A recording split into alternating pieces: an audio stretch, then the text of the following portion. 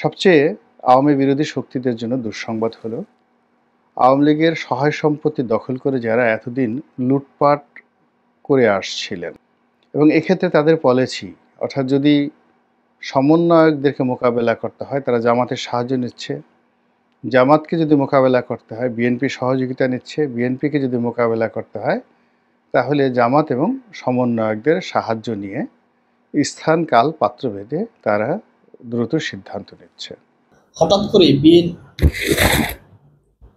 হঠাৎ করে রাজপথে আওয়ামী লীগের সময় বাড়ছে এবং তাদের মানুষও বাড়ছে।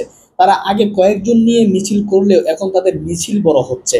আওয়ামী লীগ কি দিন দিন মাঠে ফিরে আসতেছে?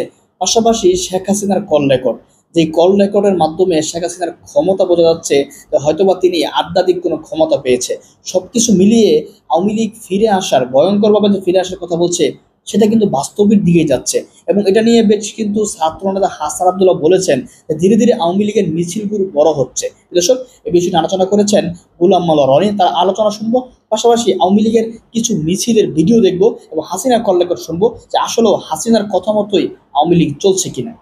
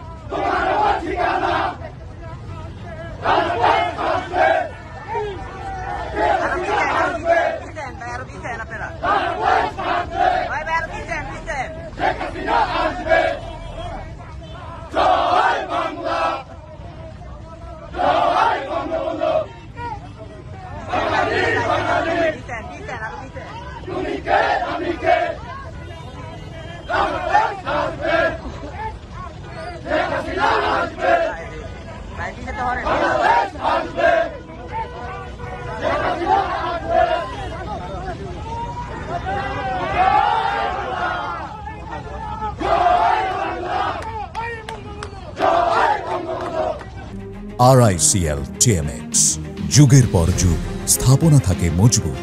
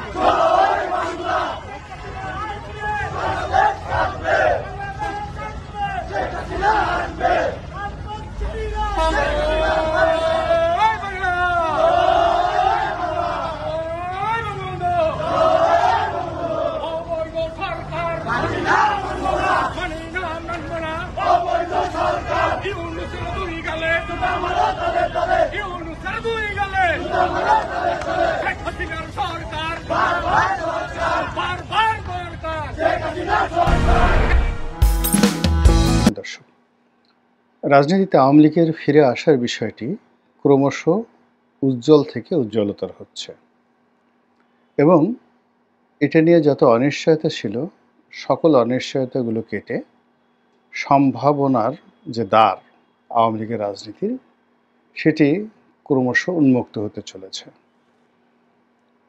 যখন আওয়ামী লীগের পতন হলো সেই আগস্ট মাসে, সেপ্টেম্বর মাসেই আমি হয়তো কয়েকটা ভিডিওতে বলেছিলাম যে আওয়ামী লীগ ফিরে আসবে এবং দেশের প্রচলিত রাজনৈতিক দলগুলো আওয়ামী লীগকে ফিরিয়ে আনবে।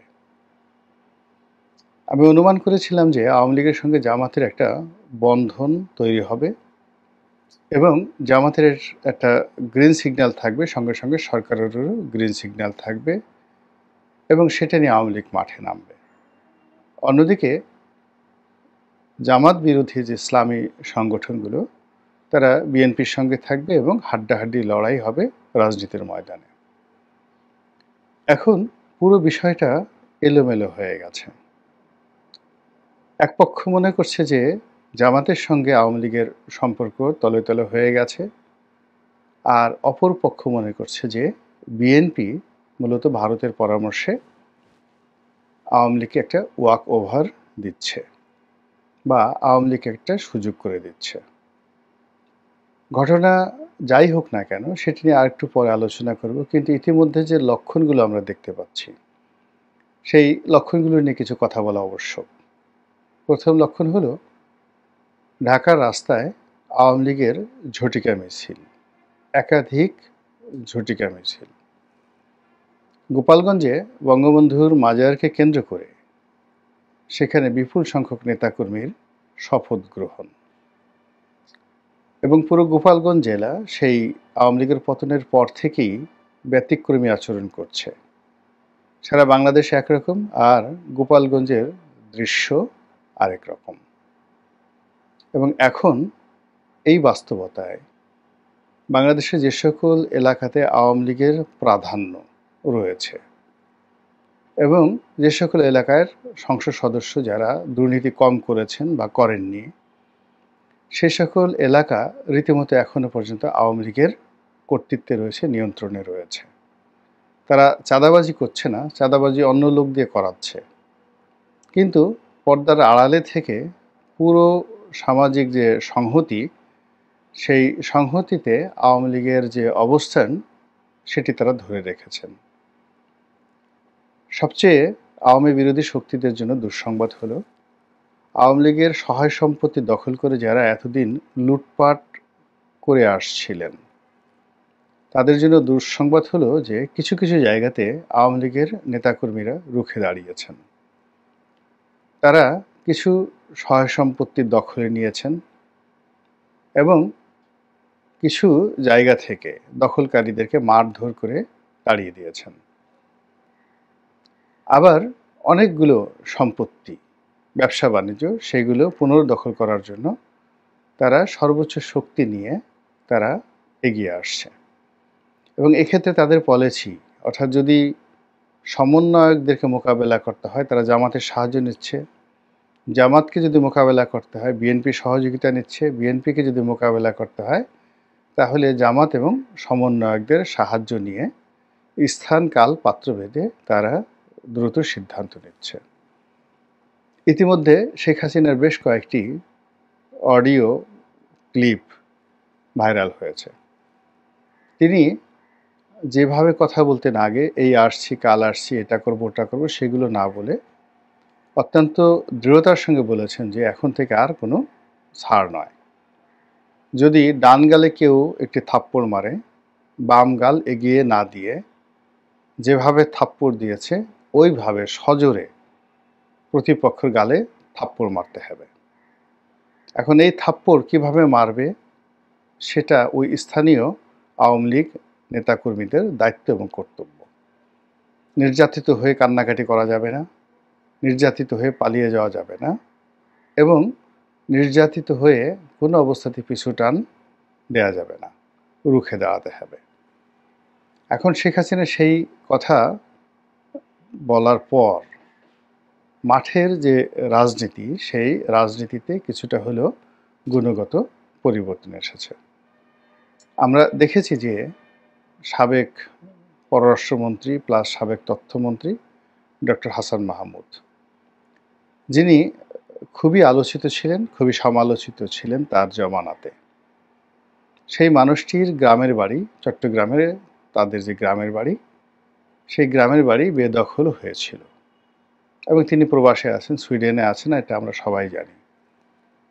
তো তার সেই বাড়িতে হঠাৎ করে দেখা গেল যে তার নিজস্ব লোকজন সেখানে বসবাস শুরু করেছেন এবং সেই দৃশ্য ধারণ করার জন্য স্থানীয় কিছু সাংবাদিক যখন ক্যামেরা নিয়ে সেখানে উপস্থিত, অমনি সেই বাড়িতে যারা বসবাসরত লোকজন তারা সেই সাংবাদিকদের উপরে রীতিমতো ঝাঁপিয়ে পড়লো, ক্যামেরা ভাঙচুর করলো এবং তাদেরকে সেখান থেকে তাড়িয়ে দিল। এরকম একটা ভিডিও ফুটেজ রীতিমতো ভাইরাল হয়ে পড়েছে।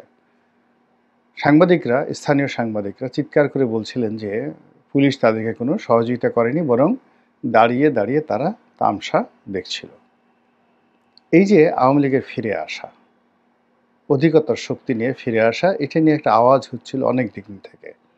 আওয়ামী লীগ ফিরে আসবে, ভয়ঙ্করভাবে আওয়ামী লীগ ফিরে আসবে, ছাত্রলীগ ফিরে আসবে, ভয়ঙ্করভাবে ছাত্রলীগ ফিরে আসবে, যুবলীগ ফিরে আসবে, ভয়ঙ্করভাবে ফিরে আসবে। এই কথাগুলো বিভিন্ন জায়গাতে তারা প্রচার করেছে। কখনো কখনো যে কোনো রেল স্টেশন, কখনো কখনো কোনো মসজিদ, কোনো সরকারি দপ্তর, এমনকি ব্যাংক বিমার যে অফিসগুলোর যে সাইনবোর্ড থাকে, সেই সাইনবোর্ডে, ডিজিটাল সাইনবোর্ডে হঠাৎ করে এই শব্দগুলো ভেসে উঠত। ছাত্রলীগ ফিরে আসছে আগের চেয়ে শক্তিশালী হয়ে, আরও ভয়ঙ্করভাবে। এখন তার কিছু নমুনা এই সাম্প্রতিক সময় দেখা দিয়েছে। কারণটা কি? এই কারণের পেছনে আপনি ১০০টি কারণ বলতে পারবেন। প্রথম কারণ হিসেবে বলা যেতে পারে বর্তমান অন্তর্বর্তীকালীন সরকারের যে ব্যর্থতা, এটি ক্রমশ মানুষের সহ্যের সীমা ছাড়িয়ে যাচ্ছে।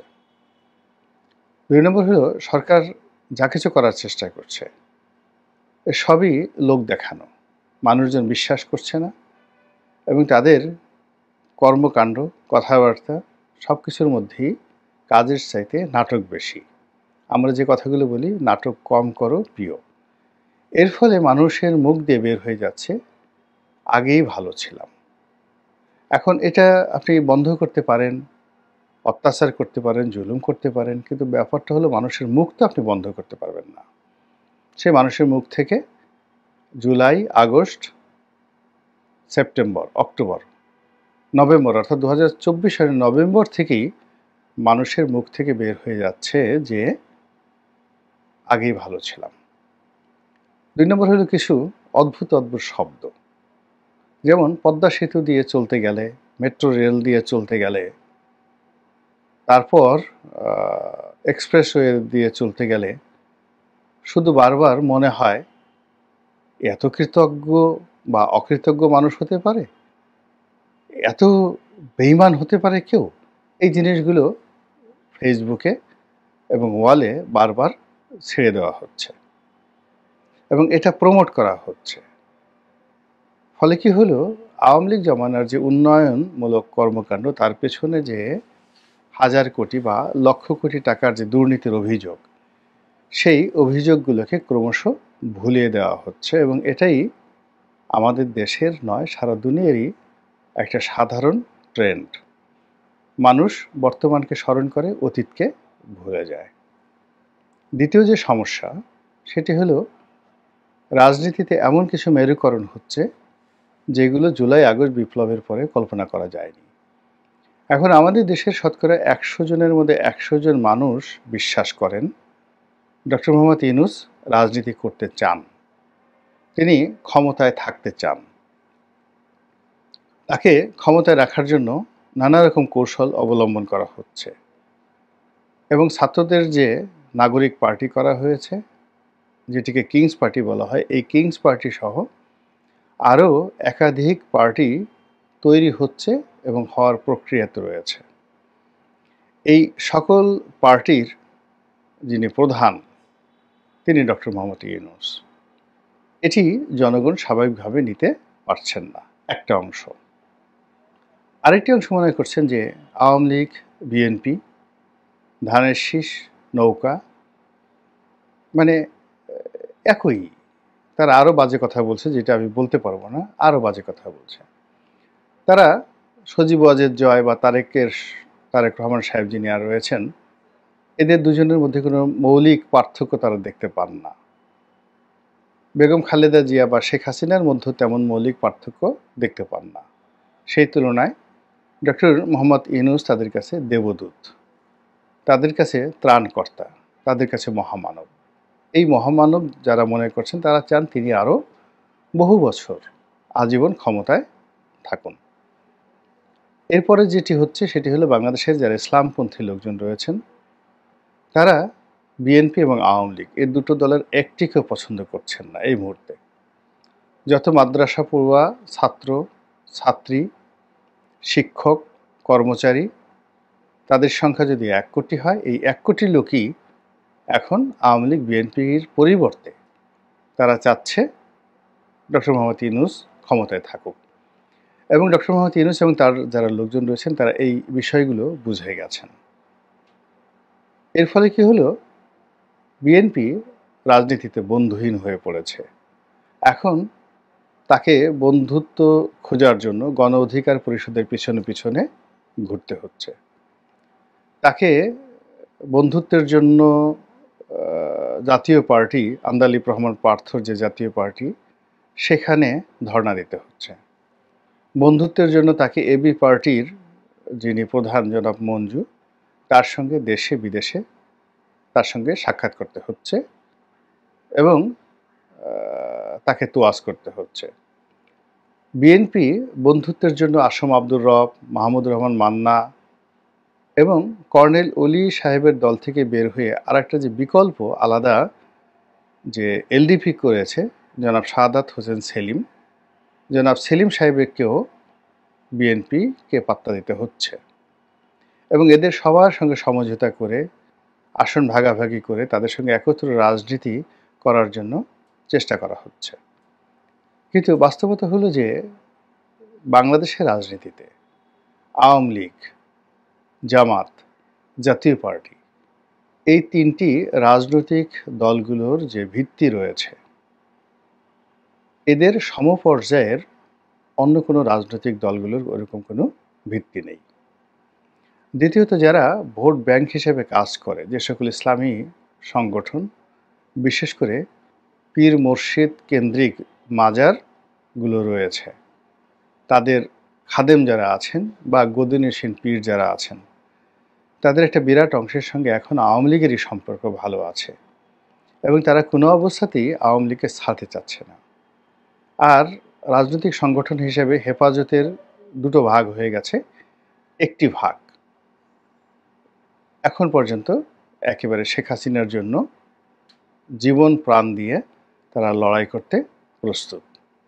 আর অপর অংশটি যারা শেখ হাসিনা বিরোধী, তারা ডক্টর মোহাম্মদ ইউনূসের সহযোগিতা পাচ্ছেন না, বিএনপির ডাক পাচ্ছেন না, এমনকি অন্যান্য ছোট ছোট যারা পার্টি তাদেরও ডাক পাচ্ছেন, অথচ সংগঠন হিসেবে এরা যথেষ্ট শক্তিশালী।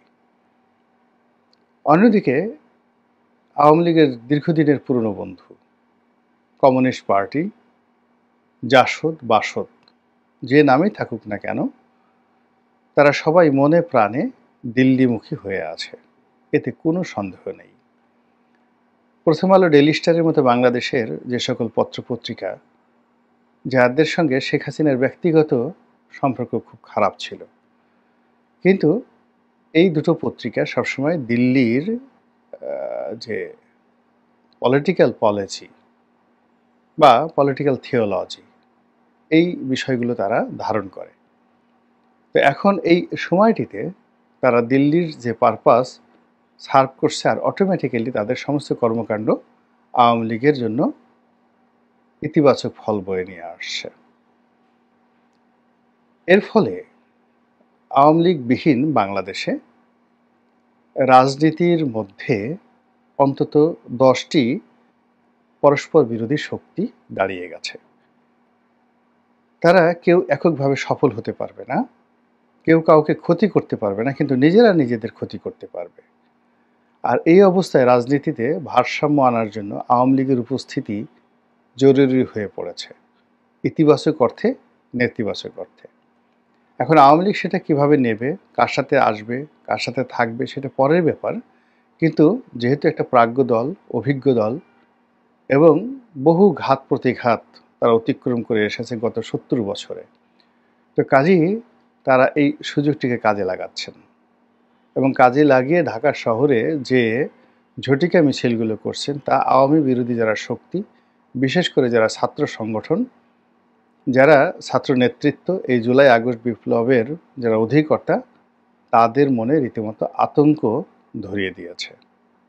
কিন্তু লাভ হবে না। লাভ হবে না এই কারণে যে এই আতঙ্ক বা আতঙ্কিত হওয়া দুটোই কিন্তু দুর্বলতার লক্ষণ। আর সাহস এটি একটা ভাইরাসের মতো, একবার বাড়তে থাকলে এটা ক্রমশ বাড়তেই থাকে। তো যেহেতু আওয়ামী লীগের যারা লোকজন রয়েছে তারা এখন কথা বলছে, রিকশাওয়ালা গালি দিয়ে কথা বলছে, ঠেলাওয়ালা কথা বলছে, সাধারণ মানুষ কথা বলছে, এবং আওয়ামী লীগের যারা নেতাকর্মী তারাও বিভিন্ন হাল ধরে, সুরত ধরে তারা কথা বলছে এবং রাস্তায় নেমে আসছে। ফলে মনে হচ্ছে আওয়ামী লীগকে যেভাবে সরকার মোকাবেলা করতে চেয়েছিল অত সহজে মোকাবেলা করাটা সম্ভব হচ্ছে না। আল্লাহ আমাদের সবাইকে হেদায়েত দান করুন। আজকে দেখেন দুইটা খবর। একটা হচ্ছে রাজধানীতে আওয়ামী লীগের ঝটিকা মিছিল। সেই মিছিলটি বিভিন্ন চ্যানেলও প্রচারও করেছে এবং তুলনামূলকভাবে বলা যায় যে লোকসংখ্যা বেশ ভালো ছিল, বড় ছিল। মানে এমন না যে হাজার হাজার, তা না, সম্ভবত 100 বা 150 হতে পারে। তো বর্তমান যে পরিস্থিতি সেটাও কম না। আবার এই খবরের পাশাপাশি, এই মিছিলের পাশাপাশি হাসনাত আবদুল্লাহর একটা বক্তব্য খেয়াল করেন। কম্প্রোমাইজের রাজনীতির কারণে বড় হচ্ছে আওয়ামী লীগের মিছিল। তার মানে তারা বুঝতে পেরেছে যে এই যে একদিন দুদিন বিরতি দিয়ে যে আওয়ামী লীগ ঝটিকা মিছিল চালাচ্ছে এবং তাদের মিছিলের যে ভলিউমটা বড় হচ্ছে, এতে একটা হতাশা, এক ধরনের আতঙ্ক ভর করেছে হাসনাত আবদুল্লাহর মধ্যে। তারাই তো আসলে আন্দোলন করে, গণঅভ্যুত্থান ঘটিয়ে, তাদের নেতৃত্বে ছাত্র জনতা অংশ নিয়ে শেখ হাসিনার পতন ঘটিয়েছে। এখন ধীরে ধীরে মানে ঝটিকা মিছিল বের করছে যেখানে সেখানে, এবং গ্রেপ্তারও হচ্ছে, কিন্তু সেই গ্রেপ্তারকে উপেক্ষা করে তারা নিয়মিতভাবে মিছিল করছে। এবং এটার কারণ আছে যে শেখ হাসিনার বিচার রায় বলা যায় একেবারে দ্বার প্রান্তে। সেই কারণে আওয়ামী লীগ মরিয়া হয়ে গেছে। আওয়ামী লীগ যদি কোনো রকম বাদ প্রতিবাদ না করে, আন্তর্জাতিক বিশ্বেও তারা খেলো হয়ে যাবে যে একটা দল এইরকম পরিস্থিতির মধ্যে তারা সংগঠিতভাবে কোনো মিছিল বের করতে পারে না। যদি এখানে কোনো মানুষের কোনো অংশগ্রহণ ছিল না, শুধুমাত্রই কর্মী নির্ভর। আওয়ামী লীগের ঢাকা 11 আসন অঙ্গ এবং সহযোগী সংগঠনের ব্যানারে এই মিছিলটি করেন। এই মিছিলের শিরোনামটা ছিল শেখ হাসিনা আসবে, বাংলাদেশ হাসবে। শেখ হাসিনা একটা হাস্যোজ্জ্বল ছবি নিয়ে ব্যানার করে তারা মিছিলটি করছে। নিষিদ্ধ সংগঠন ছাত্রলীগের সাধারণ সম্পাদক গোলাম রাব্বানী তার ফেসবুকে মিছিলটির ভিডিও পোস্ট করে লেখেন, ঢাকা মহানগর উত্তর আওয়ামী লীগের সাংগঠনিক সম্পাদক মাঝার আনামের নেতৃত্বে স্থানীয় নেতা কর্মীদের আয়োজনে আজ বাড্ডা, ভাটারা, রামপুরার প্রধান সড়কে এই প্রতিবাদী মিছিল করা হয়। এই সময় তারা জয় বাংলা, জয় বঙ্গবন্ধু স্লোগানে মুখরিত ছিল। এছাড়াও তারা তুমি কে, আমি কে, বাঙালি বাঙালি, তোমার আমার ঠিকানা, পদ্মা মেঘনা যমুনা, শেখ হাসিনা আসবে, বাংলাদেশ হাসবে, শেখ হাসিনা ভয় নাই, রাজপথ ছাড়ি নাই, অবৈধ সরকার মানি না, মানব না, শেখ হাসিনার সরকার বারবার দরকার প্রভৃতি স্লোগান দিতে থাকে। গত 6 এপ্রিল বায়তুল মোকাররম থেকে বঙ্গবন্ধু এভিনিউ পর্যন্ত হঠাৎ ঝটিকা মিছিল করে। এই মিছিলেরও নেতৃত্ব দেন আওয়ামী লীগের সাবেক সাধারণ সম্পাদক শাহে আলম মুরাদ। যাই হোক, এখন এই যে মিছিল হচ্ছে, গ্রেপ্তারও হচ্ছে, মিছিলটা আতঙ্কিত হবার মতন কিছুই না। তাদের তো ইতিমধ্যেই যে টাকা পয়সা হ্যান ত্যান, এটা তো কম নেই। সুতরাং এ ধরনের মিছিল করতে পারে। আর ঝটিকা মিছিল মানে কি, কেউ জানলো না, এক রোড থেকে বেরোয় আর এক রোডে ঢুকে যে তারপর হাওয়া হয়ে গেল, কিন্তু ছবিটা ধারণ করা খুব গুরুত্বপূর্ণ। অতীতেও হয়েছে এইগুলি, বিএনপি জামাতও এরকমভাবে করে তাদের অবস্থান জানান দিয়ে রাখছে। এখন তারা হচ্ছে যে আছে, বেঁচে আছে। আওয়ামী লীগের মতন একটা বিশাল মানে হিমালয়ের পাহাড় পর্বতের সমান একটা দল এভাবে নিঃশেষ হয়ে যাবে এটা মনে করার কোনো কারণ নেই। ফলে তারা জানান দিচ্ছে। এদিকে হাসনাত আব্দুল্লাহ আজকে বলছে যে কম্প্রোমাইজের রাজনীতির বিরোধিতাকে শিষ্টাচার বহির্ভূত বলা শুরু হয়েছে সেদিন থেকেই আওয়ামী লীগের মিছিল বড় হতে শুরু করেছে। কাকে উদ্দেশ্য করে বলছে আমি ঠিক বুঝলাম না। বলছে যে যেদিন থেকে আমাদের আওয়ামী লীগ বিরোধী অবস্থান এবং কম্প্রোমাইজের রাজনীতির বিরোধিতাকে শিষ্টাচার বহির্ভূত বলা শুরু হয়েছে সেদিন থেকে আওয়ামী লীগের মিছিল বড় হতে শুরু করেছে। যারা কম্প্রোমাইজের রাজনীতি করছেন তাদের সতর্ক করছি, অতি শীঘ্রই আওয়ামী লীগ নিয়ে সিদ্ধান্তে আসুন, না হলে আপনারা করবেন কম্প্রোমাইজের রাজনীতি আর আমি করব শিষ্টাচার বহির্ভূত আচরণ। আমি শিষ্টাচার বহির্ভূত আচরণ শুরু করলে নিতে পারবেন না, সাবধান হয়ে যান। অর্থাৎ আওয়ামী লীগের ব্যাপারে একটা সিদ্ধান্ত নেওয়ার জন্য তিনি সবার প্রতি আহ্বান জানাচ্ছেন। বলছেন যে আওয়ামী লীগ গণহত্যার দল, এই দলের রাজনীতি করার কোনো অধিকার নেই, সুতরাং আওয়ামী লীগকে নিষিদ্ধ করতে হবে, আওয়ামী লীগের নিবন্ধন বাতিল করতে হবে, এই হচ্ছে দাবি।